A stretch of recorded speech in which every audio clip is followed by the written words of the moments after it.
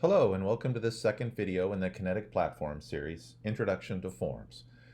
My name is Derek Larson, and in this video we're going to be talking about how to clone a form, the basic information that accompanies a form, and a quick introduction to the builder. So once again, we're starting with our KinOps services page here. We'll do this just a couple more times so that people are familiar with moving from it to the front end and back end builder processes. So you click on Home, then Settings, and click on the Kinetic Platform Admin. I already have that tab open here in my browser. And we've gone directly to the Services cap. So the story or the objective of the class is to take the general facilities request and make it a specific cleaning request. There are three ways to make a new form in the front-end builder. There's two that we're not going to be talking about in this video. They're covered in the accompanying article, and that's create a new form from scratch or to import a form normally from like a development or a QA system. What we're going to talk about is cloning, and cloning is essentially making a copy of the form with just a change to the name and the slug of the form. So here I can see this is the general facilities request. The slug is general-facilities-request. So if I click on the menu here and click on clone, I get a dialog for a new form. So excuse my typing here. So cleaning request. You can see we create the slug as we go, lowercase with dashes for spaces. I'll click on clone, and here's the general tab, or this specific information about this form. So the general tab has the name and the slug and a description, so we can make this something specific. Cleaning request. We also have an option for a status here. We can set these and the type. These are mostly just used for the bundle or for the display of the form in the portal. And then a submission label, which we can use instead of like an ID to distinguish the different submissions. Of course, we have an update form button down here as we make changes.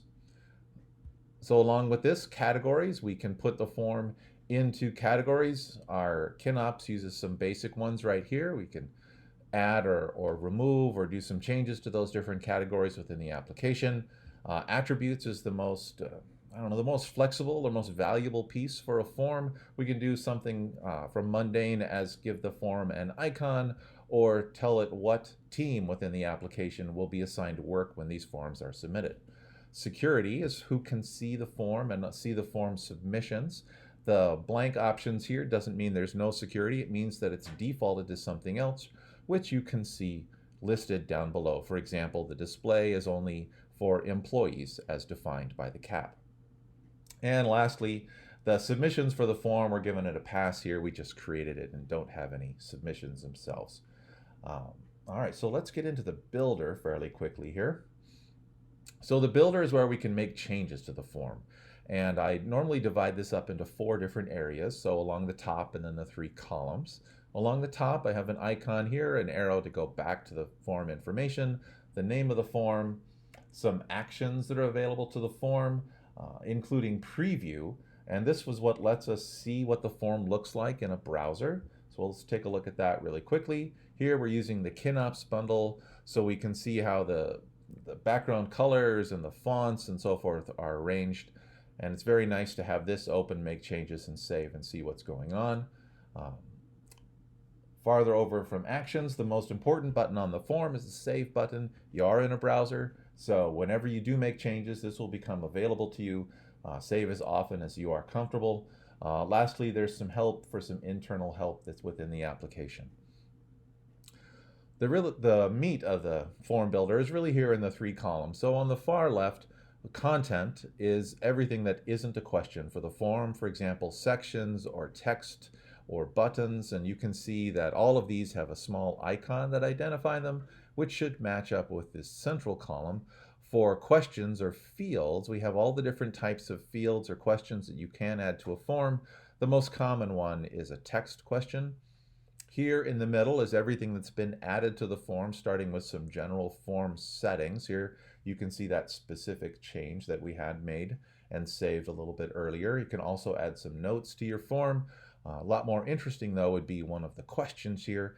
Here is the summary question defined with its name, internally used as an ID, the label, that's what's presented to the customer, some other information, including the fact that this one is always required. And so that's going to be it for a quick rundown of the builder. In the next video, we'll look at actually making some changes to the form and a lot more of the pieces that go with that. Thanks for sticking with us, and I hope to see you in the next video.